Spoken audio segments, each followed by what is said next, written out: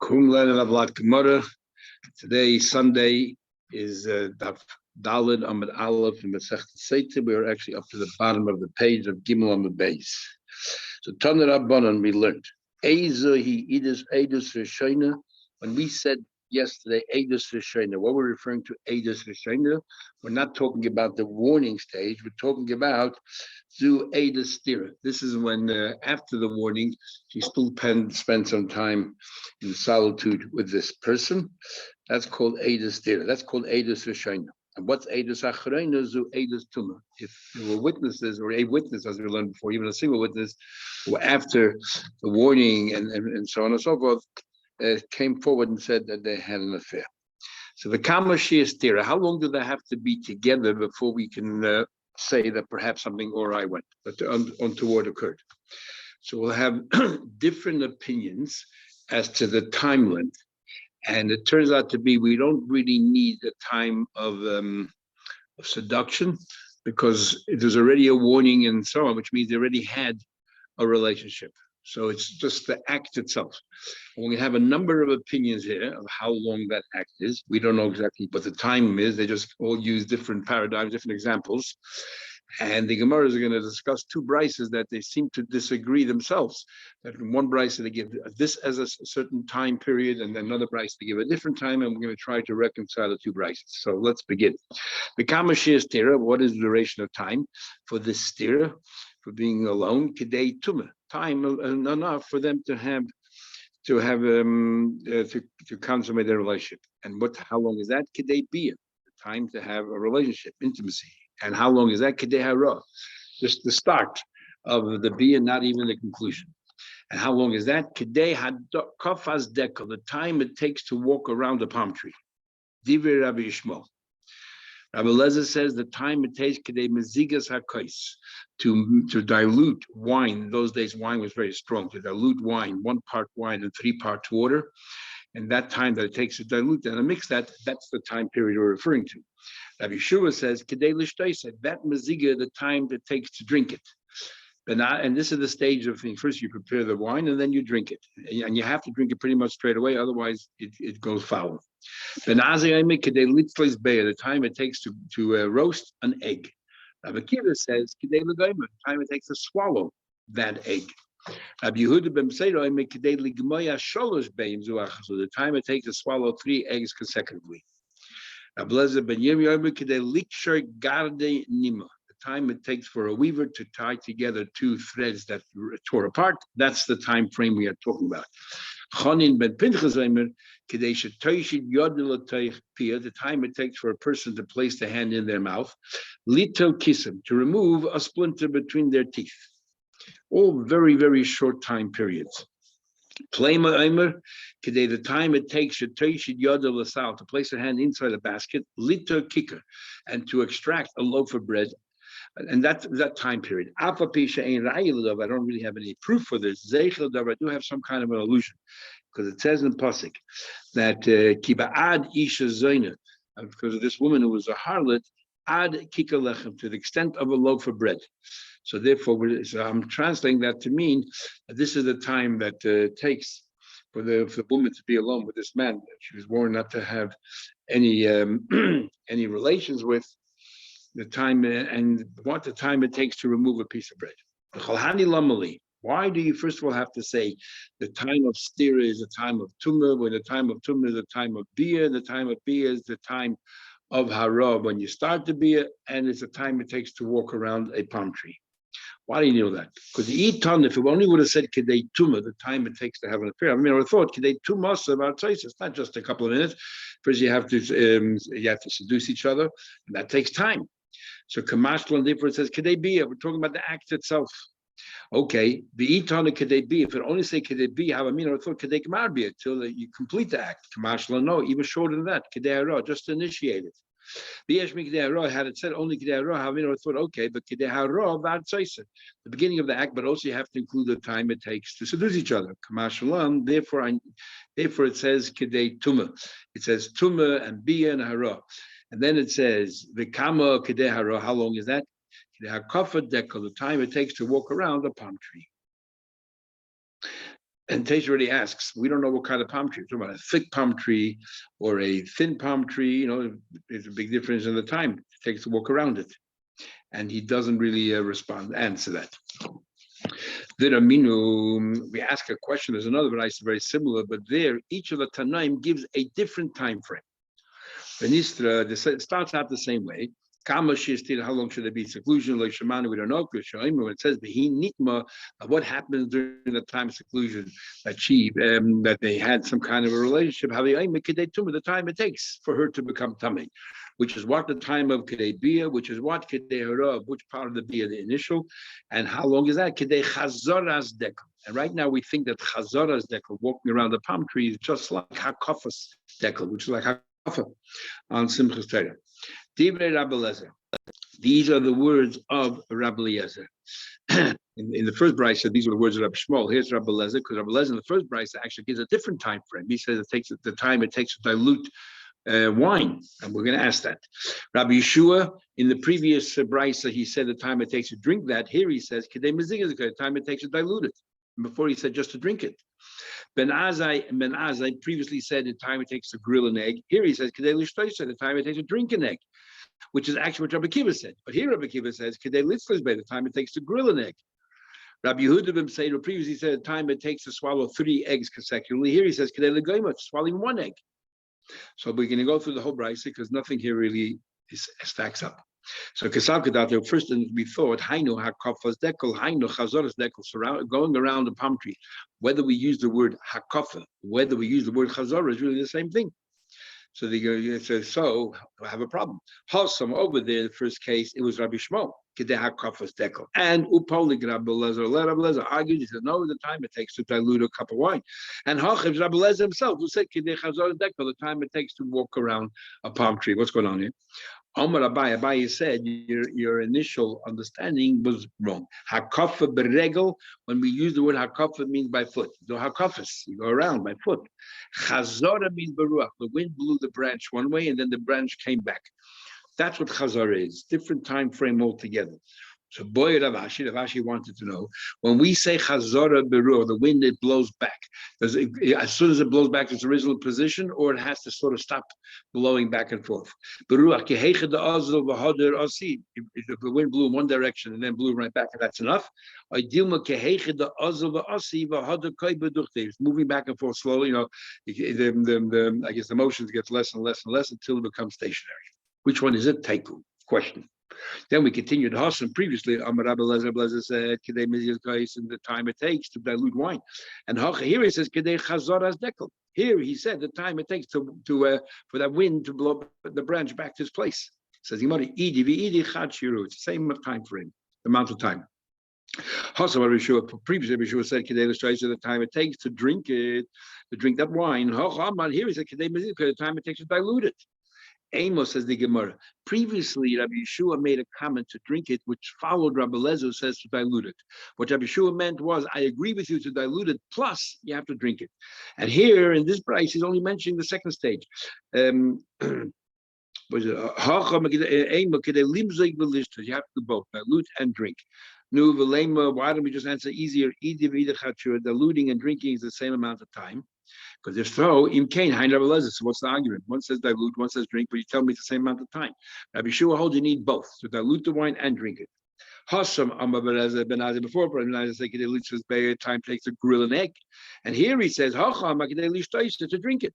Says the Gemara, eating the egg and drinking the egg is the same amount of time. Hashem previously Rabbi Akiva said to swallow it. And to grill an egg. Ema, let us say, over there Rabbi Akiva made his comment after Ben Azza said time takes a grill. Rabbi Akiva said time to swallow. And Rabbi Akiva holds you need both. Why don't we just say that he holds that swallowing and grilling is the same amount of time? Because him came so Haina Ben Azza. So what's the dispute between Rabbi Akiva and Ben Azza? Okay, Hashem Rabbi Yehuda say to swallow 3 eggs consecutively. And Hacham here he says only to swallow 1 egg. Says you're right. Previous brisa, he was saying to Rabbi Akiva, you Rabbi Akiva say the time it takes to grill an egg and to swallow, which is two different activities. Why don't you just say one activity, swallowing, but take 3 eggs? That's the time it takes to swallow 3 eggs is the same amount of time it takes to grill an egg and to swallow it. That's what he said. So this is a comment back to Rabbi Akiva, but personally he holds to swallow 1 egg. So Rabbi Akiva you say that we have to the time it takes to grill and to swallow. Hey, but why don't you just say the time to swallow? Just talk about one activity, swallowing, and 3 eggs, one after another. Which is the same amount of time as grilling and drinking. Then we said, he says the time. The Gemara continues. Rabbi Eliezer ben Yirmiyah says the time it takes for a weaver to mix the 2 threads together. The mercha, where the 2 threads are very far apart, which takes longer, or the mikra, where they're close together. We don't know. The time it takes for her to place her finger in her mouth, to remove a like a splinter or a piece of wood. The medic, if it's like stuck into the teeth, which takes longer to remove, or the lay medic, or if it's not stuck, therefore don't take as long to extract. Play mama kadesha teisha yad l'sal little kicker. Place a hand in a basket to take out a loaf. Remove a loaf of bread. The medic with the loaf of bread is sort of stuck inside the basket takes longer. Or the lay medic, or it's loose. The little ropes hanging around.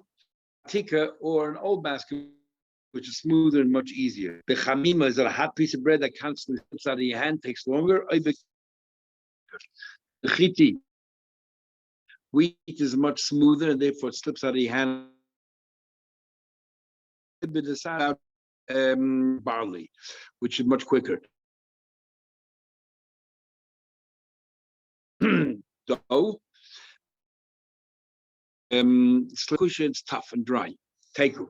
All the questions are taken. Said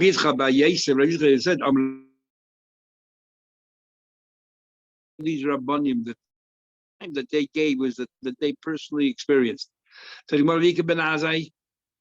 what about Ben Azai Deloin Nosif? He never got married. How can we talk about his own share? We have 3 answers. Iba is saying Nosif, he did get married. In fact, he married Rabbi Kiva's daughter. According to one opinion, he married Rabbi Kiva's daughter and then he divorced her. And Rabbi Kiva's daughter said to her mother, I'm greater than you. You gave up 24 years of your life. Your husband can learn Torah. I gave up my whole life so that your husband can learn Torah. Peter, so he differed, had his own experience. He heard it from his Rebbe, Rabbi Kiva. Or the secrets of Hashem are known to those who fear him, and therefore he knew for Ruach HaKodesh. The Mefarshim already asked, if it's Ruach HaKodesh, we know you're not allowed to paskin from Ruach HaKodesh. Here the paskening. How long is the period of stira before we say that she's forbidden to her husband? How can he paskin based on Ruach HaKodesh?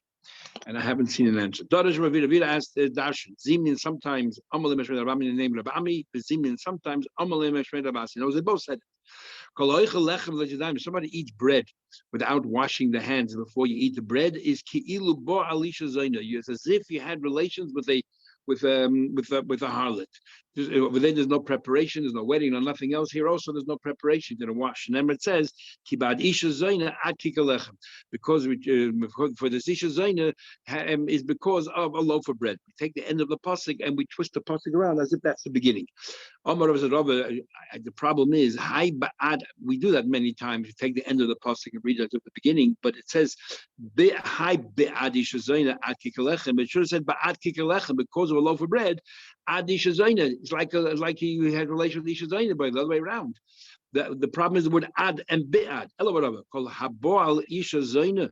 Anyone who has a relation with Isha Zaina, and they'll want a loaf. They'll have to become poor, impoverished. They'll have to search for a loaf of bread. Anybody who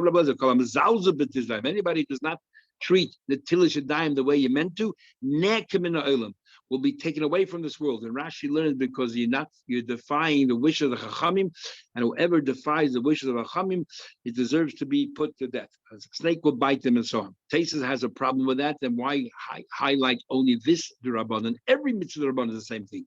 And therefore Taisus says, no, we're particularly talking about washing your hands, because if you don't wash your hands properly for bread, then you become poor. And poor is like we're learning more in the Dar, and the 4 people who are considered dead. One of them was somebody who's poor. When you wash your hands for bread, the first water is to raise your hands above. You're supposed to wash your hands twice. The Rebbe Marash put in that we wash our hands 3 times, so all about just wash their hands 3 times. But it's a chumrah. But you wash your hands twice. The first time you wash your hands, the water becomes tummy. And then the second time you wash your hands, because you're dying mashniya, they're always considered like a sheni for tumah, and which accounts for truma. And then you wash your hands the second time, it washes away. But we are worried, what happened the first time you wash your hands, it went beyond your joint, beyond where the joints are.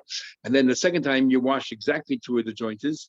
And then if you hold your hand down, the water above your wrist will come right down and mix up with this other water and make it tummy again.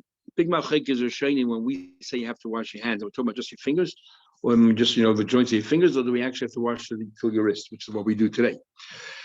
But the water that you wash at the end of the meal because we're worried about that salt, the melach's daimi, so there we want you to drain your hands downwards so that everything falls down. Tell them what we learned. Otherwise, to lift them above. Because the water might go beyond your wrist or beyond your joint, depending which opinion. And then will come back. If you don't lift your hand, and then the water from your wrist, above your wrist, will come flowing down to your hand and make your hands tummy again. Anybody washes, who eats, let's say you wash your hand properly, but if you don't dry your hand properly and you eat bread, it's as if you're eating tamadik bread. That's why we make a bracha after the washing before we dry. It's considered as if it's still part of the mitzvah of washing, because it says right here, if you don't dry your hands afterwards, it says treat as if you're eating tamadik bread. Because it says the pasuk, "Vayem Hashem." Hashem said, "Kocha yochel b'nei salach." This is, it was disparaging. This is how they're going to eat the bread. Tummy, you'll be tummy, and amongst the goyim that they are there. So we see that it's a thing to eat tummy bread. It says in the pasuk, in that pasuk where it talks about because of Isha Zaina, because of bread, and the Isha is like Isha Zaina. It says that Isha says a married woman, nefesh yikara tatzud, will capture a precious soul. What does that mean? Anybody who's arrogant, at the end, he will succumb to a married woman. It says ish. And a married woman, nefesh yikara, a very precious soul, but we'll translate now, the nefesh yikara means a haughty soul, somebody's arrogant, tatzud, she will conquer. Amar Rava says it doesn't make sense. Or not she will conquer, he will conquer her. The Gemara says, if so, says Rava, but two questions. First of all, then why you describe him as a precious, describe him as an arrogant nefesh, number one. Second of all, he touched by it. We're saying that he is as if he's having a relationship with the harlot. He's the one who's capturing her, not she's capturing him. Anyone has a relationship with a married woman, even if he learned Taita, the Chsiba, where it says that's more precious than people inside where? Even the Kohen Gadol, who enters the Kodesh HaKadoshim, somebody studies Taita there, it's more precious. He will capture him and then schlep him into the Gehenna. Anybody who's haughty, as if he's worshipping Avodah Zarah. How do I know that? Here it says, Hashem is an abomination to the Eibishter called Gavalev, anybody who is conceited. And there, where else we find the word abomination? And there it says, don't bring any idols into your house. Use the same word, to'eva. It says it's worse.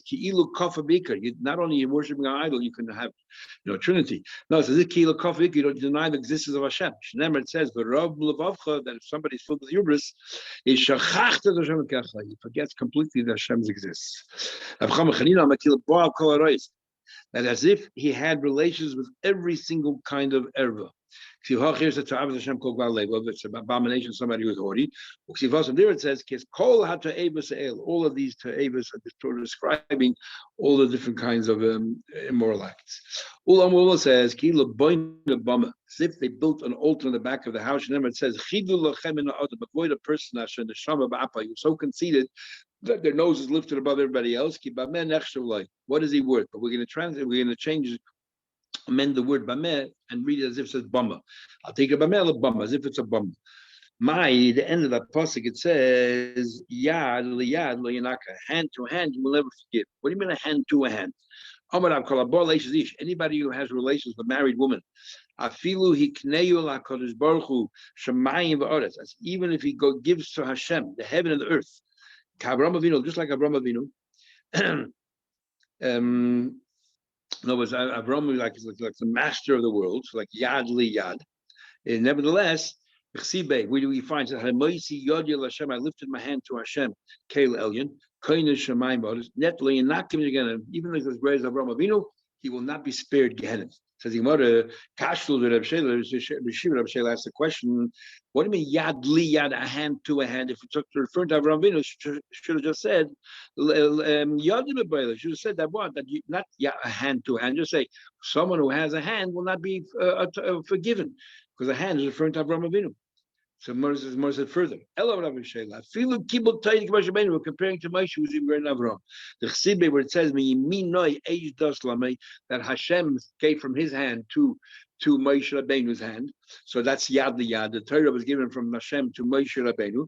And yet, even if you're great Moshe Rabbeinu, if you had an affair with a married woman, Hashem will not forgive you. Medina Shogehena. So why say Yad Liyad? It should have said Yad Miyad. Moshe Rabbeinu, his hand accepted from Hashem's hand. So it should have said that even if you're like Moshe Rabbeinu, the Yad Miyad, nevertheless lo yinaka. But instead it says Yad Liyad, a hand to a hand. El Rabbi Yochanan says, "Afilu oised tzedakah b'seisa." Even somebody gives tzedakah, which is a hand to hand, and giving tzedakah is even greater than Moshe Rabbeinu. And Moshe Rabbeinu is even greater than Avraham Avinu. That even if you're doing tzedakah b'seisa, which is the highest form of tzedakah, to do it discreetly, to receive it's matan b'seisa. If somebody gives tzedakah discreetly, yichfa af, completely control af, anger and nafachema. Yet lo yinaka medina shel Gehenna. They will not be forgiven from the laws of Gehenna, from the punishment of Gehenna. Everyone have a good day. We'll continue tomorrow.